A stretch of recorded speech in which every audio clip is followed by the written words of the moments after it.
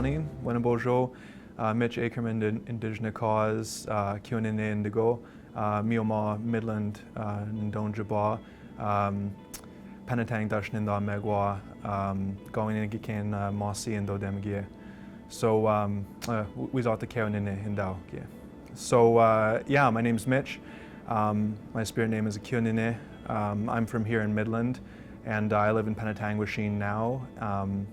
I don't know my clan, and I'm from, I'm Métis. I'm from the Métis Nation. I would say that I'm probably about, 5 years into my language learning journey. It actually started, funny enough, with Georgian College. That's how it all began. I enrolled in the ICSD program, which ironically now I teach in, so it's kind of funny. But so yeah, that summer prior to going into the program, I started working on the language, sort of preemptively, just kind of wanted to know a little bit before I got into it. And very quickly I sort of fell in love, and then I pursued it very heavily throughout all my studies there. I tutored on the side, and then I began immediately, even while I was in school, teaching classes in the community just to further practice. So that was a big part of it. And then teaching sort of took over, and that's now my main source of language learning, is through the teaching process, which I do full-time, yeah. But for me, the thing that is the most rewarding anyways is, I teach a varied amount of people. For me, it's when I say something in class or teach something or sort of break down some sort of grammatical phenomenon that, maybe the example I use connects with that person's past. The amount of times I'll use a random example sentence and be like, oh yeah, this is how you do this and this is why we do that. And somebody's like, oh my God, my granny or my aunt or my mother who's, passed away, used to say that exact thing to me. And like, I didn't even know what it meant, but I knew she wanted me to do this, so I just did it.